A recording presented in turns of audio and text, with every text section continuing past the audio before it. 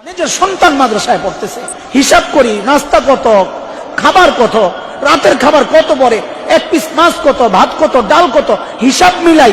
আরে ভাই, ফজরের আগে আপনি কয়দিন উঠছেন? আর আপনার এই বাচ্চার জন্য ফজরের আগে 1 ঘন্টা না 1.5 ঘন্টা প্রতিদিন আগে উঠা রাত্রে 11টা পর্যন্ত আপনার বাচ্চার পেছনে গাদার খাটুনি যারা খাটতেছে তাদের মূল্যটা দিবে কে? আপনি খানার হিসাব করেন। মাওলানা সাদ সাহেব হাদাহুল্লাহ একটা বক্তব্য দিয়েছিলেন, হয়তো অনেকের জানা, যে মাদ্রাসায় পড়ায় দিনই কাজ করে বিনিময় নেওয়া জায়েজ নাই। আমি আর জবাবে বলি, এটা প্রায় শুধু পড়ানিটাই দেখলেন, শুধু পড়ানিটাই দেখলেন, ওলামায়ে কেরাম শুধু পড়াইয়াই পয়সা নিতেছে। আর সেই যে ফজরের আগ থেকে আপনার বাচ্চার পেছনে মেহনত করতেছে, সে ঘুমাইলো কিনা, খাইলো কিনা, ঠিক মতো টয়লেট ছাড়তেছে কিনা, গোসল করছে কিনা, ব্রাশ করছে কিনা, আরে আমার উস্তাদরা তো নখ কাটছে কিনা, ওইটাও দেখে। এগুলোর মূল্য নাই, আমরা শুধু পড়াইয়া টাকা নিতেছি। আল্লাহর ওয়াস্তে যদি উত্তম গার্ডিয়ান অভিভাবক হতে চান, যাকে আল্লাহ হাসরের মাঠে নূরের টুপি পরাবে না, কি কপাল আপনাদের। যদি চান যে আমার মাথায়ও মালিকের পক্ষের ওই পুরস্কার উঠুক, ভাই দিল থেকে মহাব্বত কইরা এই প্রতিষ্ঠানকে দিলের মধ্যে একটু জায়গা দিয়ে, আপনার পকেট দরকার নাই, আমার আপনার পকেটের দরকার নাই, দিলের মধ্যে একটু জায়গা দেন মাদ্রাসাকে, মাদ্রাসার উস্তাদদেরকে, মুহতামিম সাহেবকে, জিম্মাদারকে দিলে একটু জায়গা দেন। ইনশাআল্লাহ আখিরাতের জান্নাতে আল্লাহ আপনার জায়গার ব্যবস্থা করবেন, ইনশাআল্লাহ করবেন, ইনশাআল্লাহ। ছাত্র ভাই, তোমাদের উদ্দেশ্যে আমি তোমাদের ভাই একজন, আমি বড় ভাই, আমরা বড়দের মুখে শুনেছি, এটা খুব বেশি শুনেছি, আল আদাব ক্বাবলা তালাব। এই মুহূর্তে এটা খুব বেশি প্রকট, এই জন্য একটা কথা বলে আমি বড়দের কাছে মাইক ছেড়ে দিব। আল আদাব ক্বাবলা তালাব। তোমরা ছোট মানুষ, অতটা বুঝবা না।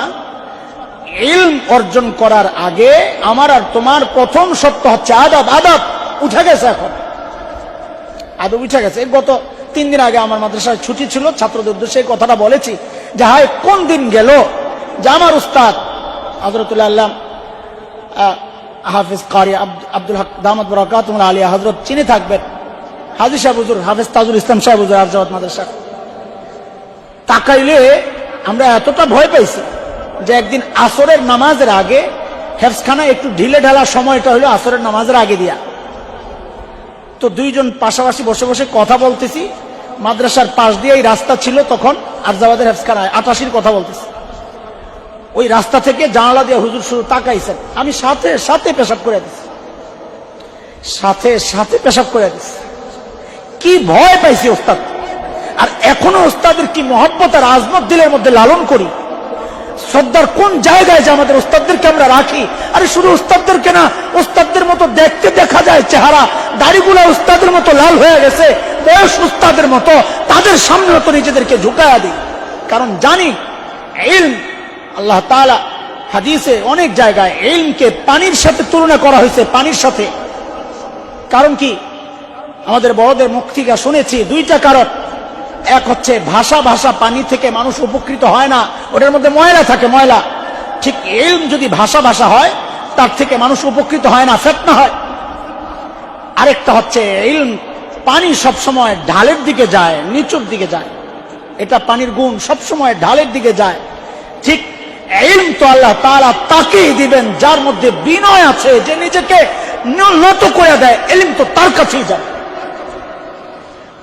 ও ভাই, যতদিন পর্যন্ত ওস্তাদের মহব্বত, ছাত্রদেরকে বলতেছি, যতদিন পর্যন্ত ওস্তাদের মহব্বত দিলের মধ্যে লালন না করবা, ইলম ঢুকবে না। খোদার কসম, সর্বোচ্চ সম্মান দিলের মধ্যে যদি লালন না করো, ঢুকবে না। দোয়া নেওয়ার ভান করো, ভান কি, ওই যে টুপিটা ময়লা, কথার কথা, তুমি জানো তোমাকে দিবে না, ছোট মানুষ, যা বলো না হুজুর টুপিটা ধুয়ে দিয়ে দেন না।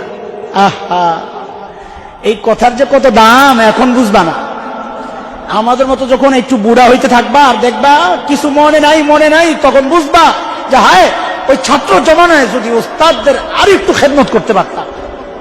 আফসোস করবা, কিন্তু টাইম শেষ হয়ে গেছে। একটু জুতাটা সোজা করে দিবা ওস্তাদদেরকে দেখলে, চোখে রাইখা কোনোদিন কথা বলবা না।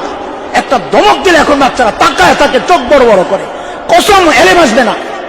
এলেম এত সস্তা জিনিস না, যাকে তাকে আল্লাহ এলেম দিবেন, গুনাহগারকে আল্লাহ এলেম দিবেনই না। বেয়াদব উস্তাদের সাথে যে বেয়াদবি করে মাদ্রাসার লাইনে, এর চেয়ে বড় গুনাহগার আর কে? ইমামে শাফিঈ রহমতুল্লাহ আলাইহির গল্প তোমরা শুনে থাকবা, আমরা আমাদের উস্তাদদের জবানে শুনেছি যে উস্তাদ ইমামে শাফিঈর উস্তাদের কাছে যায়া বলে, ওয়াকি' নাম, যে হুজুর আমার তো পড়া মনে থাকে না। এই যে এখন গার্জিয়ানরা বলে হুজুর পড়া মনে থাকে না, বাচ্চা খালি ভুলে যায়। তো উস্তাদ ইমামে শাফিঈকে খুব গুরুত্ব দিয়ে নসিহত করেছেন। তো ইমামে শাফিঈ ওই কথাটাকে একটা কবিতা দিয়া ব্যক্ত করেছেন। শাকাউতু ইলা ওয়াকি'in সুআ হিফজি ফাআওসানি ইলা তারকিল মাসি ফাইন্নাল ইলমা নূরুম মিন ইলাহি ওয়া নূরুল্লাহি লা ইউতা লিআসি। আমি আমার উস্তাদের কাছে বলেছি হুজুর পড়া মনে থাকে না। তা আমার উস্তাদ আমাকে ওসিয়ত করেছেন গুনাহ ছেড়ে দাও, কারণ ইলম এটা আল্লাহর নূর। আল্লাহ তাআলা তার এই দামি জিনিস নাপাক জায়গায় রাখবেন না, দিবেন না গুনাহগারকে। এই জন্য ভাই আমার, আল্লাহর ওয়াস্তে উস্তাদদের সাথে বেয়াদবি করবা না, বরং দোয়া করবা। প্রত্যেক নামাজের পর 5টা দোয়া ছাত্রদের জন্য জরুরি। কয়টা দোয়া ভাই? 5টা দোয়া। আমি ইচ্ছা করে লম্বা করতেছি যেন বড়দের কষ্ট না হয়। কথা যা আমার দ্বারা আমি সিলাই মিলাই যাই, বড়রা খালি তোমাদেরকে চেহারা দেখাবেন, এটাই তোমাদের জন্য কামিয়াবি। একটু দোয়ায় হাত উঠাবেন, এটাই আমাদের জন্য অনেক কিছু। কথা শোনা লাগবে না, দেখলেই আমাদের জন্য অনেক লাভ। আলহামদুলিল্লাহ কো জানো কারা আসছেন না? জানো তোমরা টের পাইতেছো না? আমরা জানি তারা কত বড় মানুষ, আমাদের মতো হাজারো আলেম আর হাফেজের উস্তাদ সবাই। তো 5টা দোয়া প্রতিদিন করবো আমরা ইনশাআল্লাহ। 1 নাম্বার হচ্ছে নিজেদের জন্য দোয়া করবো আল্লাহর কাছে, আল্লাহ আমার জেহেন যাকাওয়াত বাড়ায়া দাও, হিফজ করা সহজ করে দাও। এইভাবে নিজের জন্য দোয়া করবা। 1 নাম্বার নিজের জন্য দোয়া করা। বলো কার জন্য? 2 নাম্বার নিজেদের বাবা মার জন্য দোয়া করা, যারা চাইলে তোমাকে স্কুলে পড়াইতে পারতেন, করেন নাই, তাদের জন্যও দোয়া করা। সুস্থতার জন্য দোয়া করবা, নেক আমলের দোয়া করবা। 3 নাম্বার নিজেদের উস্তাদদের জন্য দোয়া করবা। কয়টা গেল ভাই? বলো। 1 নাম্বার নিজেদের জন্য দোয়া করা, 2 নাম্বার মা বাবার জন্য দোয়া করা, 3 নাম্বার ওস্তাদদের জন্য দোয়া করা, 4 নাম্বার দোয়া করবা মাদ্রাসার জন্য। কি দোয়া করবা? আল্লাহ মাদ্রাসার সমস্ত জরুরতকে তুমি মিটায়া দাও, আল্লাহ মাদ্রাসার একটা স্থায়ী জায়গার ব্যবস্থা করে দাও। তোমরা চোখের পানি ফেললে আল্লাহ তাআলা জায়গা দিয়ে দিবেন ইনশাআল্লাহ তাআলা। 5 নাম্বার দোয়া করবা মাদ্রাসার সাথে যারাই সংশ্লিষ্ট সম্পৃক্ত, অর্থ দিয়ে, সময় দিয়ে, শ্রম দিয়ে, ফিকির দিয়ে, পরামর্শ দিয়ে যারাই মাদ্রাসাকে সহযোগিতা করেন, আমাদের রানা ভাই সহ আরো যারা আছেন, যারা মাদ্রাসাকে মহব্বত করেন, সবার জন্য, মাদ্রাসার হিতাকাঙ্ক্ষী যারা, সবার জন্য দোয়া করবা। আল্লাহ প্রত্যেকের এই মেহনত আর এই কাজকে তুমি নাজাতের ওসিলা বানায়া দাও। এইভাবে দোয়া করবা ইনশাআল্লাহ। কয়টা দোয়া ভাই? কয়টা দোয়া? 5টা দোয়া। আর আমাদের এই সমস্ত বুজুর্গদের জন্য মাঝে মধ্যে দোয়া করবা, আল্লাহ তাআলা যেন তাদের নেক হায়াত অনেক বেশি বাড়ায়া দেন। ওনারা চলে গেলে তো আমরা এতিম হয়ে যাবো রে ভাই, ওনারা চলে গেলে আমরা এতিম হয়ে যাব। ইমামে মুহাম্মদ ইবনে ইসমাঈল ইমামে বুখারী সম্পর্কে ওনার সময়ের এক মুহাদ্দিস বলেন, লাউ কুনতু আকদিরু আন আযীদা ফি উমরি মুহাম্মদ ইবনে ইসমাঈল লাফআলতু মিন উমরি, যে আমার যদি তৌফিক থাকতো, ক্ষমতা থাকতো, যে আমার বয়স থেকে মুহাম্মদ ইবনে ইসমাঈলের বয়সকে বাড়ায়া দিব, তা আমি দিয়ে দিতাম। লাফআলতু, আমি করতাম এটা। কেন? লিআন্না মাউতি মাউতু রাজুলিন ওয়াহিদ, আমি মারা গেলে একজন মানুষই মারা যাবে, আর ওয়ামাউতুহু যাহাবুল ইলম, আর ইমাম মুহাম্মদ ইবনে ইসমাঈল বুখারী যদি চলে যায় তো ইলম চলে যাবে। আরে ভাই, আমি আর তুমি মরলে একজন মানুষ মরবে, আর এই ব্যক্তিগুলো মারা গেলে এক একজন মারা যাবে, মানে এক একটা প্রতিষ্ঠান মারা যাবে, ইলমের বড় বড় জাহাজ মারা যাবে। এই জন্য এই সমস্ত বুজুর্গদের জন্য আল্লাহ তাআলা লম্বা নেক হায়াত দান করেন। জোরে বলো আমিন। আমিন।